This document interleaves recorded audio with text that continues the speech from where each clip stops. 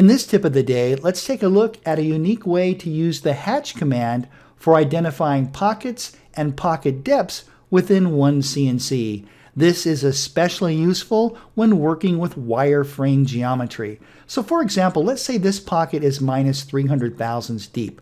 Let's select the pocket by heading up here and choosing our chain select tool. Just simply take your cursor anywhere on the boundary and left click. It doesn't matter which direction we select the pocket, so just left click any group of arrows there and then hit the F3 key on the keyboard to select that. Once that's selected, just right hand mouse click, and now we're going to activate the hatch command. You can simply hit the letter H on the keyboard to activate hatch, or if you want to, you can head up here and within the command manager, select dimensions, and then hatch as well. Now, of course, you can specify the distance between each hatch mark or also the hatch angle, but what I think is really important for this presentation is the layer name. In fact, let's call this pocket, and we're going to say minus, how about 300 thousandths deep. Just a descriptive name. You can name it anything that you'd like. We'll click OK to that. And once we've done that, OneCNC's created a brand new layer called Pocket, 300 thousandths deep, and we can turn that layer on and off. Now, let's take it a step further. I'm going to select the pocket geometry just by clicking that button there within the layer browser. Let's head up here and select our Move tool. And what we're going to do is we're going to move that hatch geometry down minus 300 thousandths. That's going to be the bottom of the pocket. We're going to move that incrementally down. So if you don't see your incremental input, just click Ink. That will expand the dialog box here. And for Z Ink, we're going to type in minus 300 thousandths.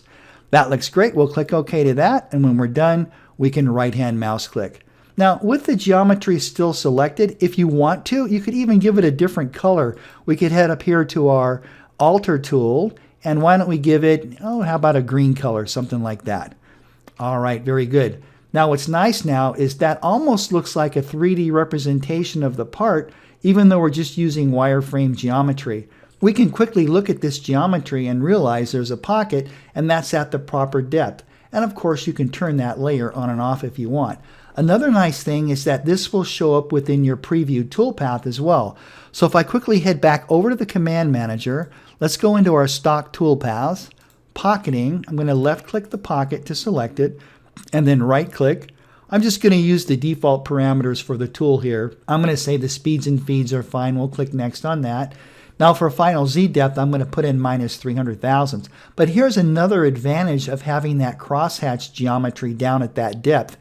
If you wanted to, let's say you've loaded the part maybe a week from now and you've forgotten the depth, you can select Pick Z and snap the endpoints of any one of that hatch geometry, and it will extrapolate that Z depth and push it right inside that parameter there. Let's click Next. All this looks great. Again, I'm just going to use the defaults just to get some toolpath up on the screen here.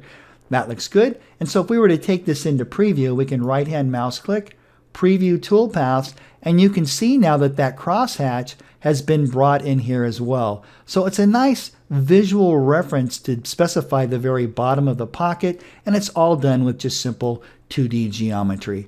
All right, that's it for this tip of the day. Thank you so much for watching, and I look forward to seeing you in the next video.